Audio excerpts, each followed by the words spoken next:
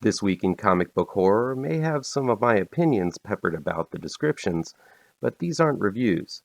Just a list of ghoulish comics to look for this week if you happen to make it to the comic shop. Let's see what's new in comic book horror, September 7th, 2022.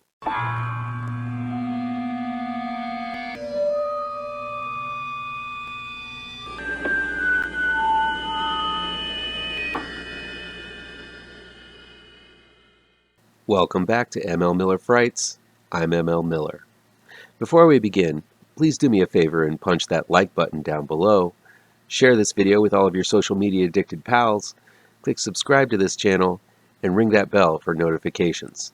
Let's check out This Week in Comic Book Horror, September 7th, 2022.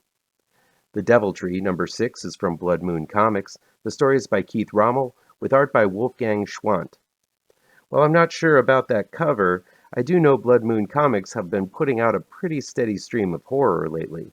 The only thing I know about this issue, which is the last in this series, is that it leads directly into the upcoming sequel series entitled The Deviltree 2. Evil Ernie, 30th Anniversary Facsimile Edition, number 1, is from Dynamite Entertainment. The story is by Brian Pulido, with art by Stephen Hughes. I can't believe it's been 30 years since Evil Ernie first attempted Megadeath with a little help from a certain pale and busty personification of death and his evil pin Smiley. Check out Ernie and his evil pals in this special issue reprinting their first appearances. The Walking Dead Deluxe number 46 is from Skybound Entertainment. The story is by Robert Kirkman with art by Charlie Adlard.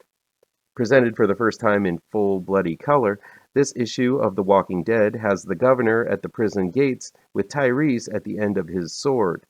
Will Rick let the governor and his gang in or lose one of his closest friends? The Vineyard, number 2, is from AfterShock Comics. The story is by Brian Hawkins, with art by Sami Kivela. I really liked the first issue of The Vineyard, which focused on a family who must sacrifice 4 souls every season in order to guarantee the quality of their wine crop. But with the patriarch of the family incapacitated, it's up to his wife and his son to make sure the murderous pact with the god of wine continues. Fun and folksy harvest horror abounds in this one. Spawn, number 333, is from Image Comics. The story is by Rory McConville, with art by Carlo Barberi. Al Simmons finds himself at the end of a new chapter in his life, but soon finds out that the end of one horrific adventure means the beginning of another. This issue is a good jumping-on point for Spawn's never-ending quest for salvation. The Boogeyman, number 1, is from Ablaze. The story is by Matteo Salvia, with art by Djet.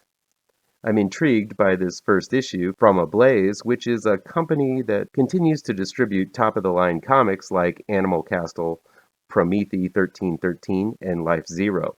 This comic reminds me a bit of the premise for Something is Killing the Children, where a kid named Elliot discovers that the boogeyman is real and there is more than one of them. When a boogeyman named Father Death decides to latch himself to Elliot, he discovers a government cover-up and a whole new spooky world just beyond the shadows. Sounds fun, and I can't wait to check it out.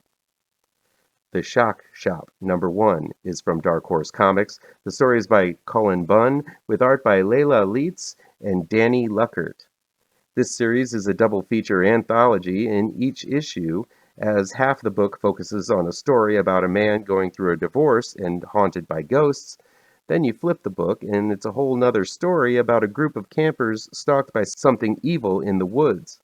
I'm always up for a good anthology, and I miss the flip book comic format, so I'm in for this one. Ghost Rider number 6 is from Marvel Comics. The story is by Benjamin Percy, with art by Brent, Peeples. 6 issues in, and we have a guest appearance by Wolverine. What is this, the 90s all over again? Still, Benjamin Percy incorporates the wily mutant well, as he must aid Johnny Blaze to win a race for Ghost Rider's soul.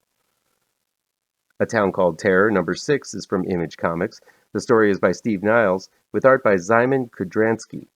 After the devastating events that occurred in the last issue, Henry and his mother attempt to pick up the pieces of their family in this town where monsters exist. Meanwhile, Henry's wife is lost in another part of the town and helpless against the monsters. If you aren't reading this one, you're missing out on some horror goodness. Finally, we have Alien Annual Number 1 from Marvel Comics. The story is by Philip Kennedy Johnson with art by Julius Ota. I'm looking forward to this one-and-done issue about a moon colony of synthetic humans who are attempting to live a new life of peace and freedom as they run into a group of colonial marines in need of safe harbor. Of course, there will be those pesky xenomorphs causing havoc for them all. Philip Kennedy Johnson continues to keep the quality of Marvel's Alien acquisition high. That's it for this week's haul. I'll be picking up a couple of these titles this week, including A Town Called Terror, The Vineyard, Alien, The Shock Shop, The Boogeyman, and Ghost Rider. How's about you? Let me know which ones look good to you down in the comments.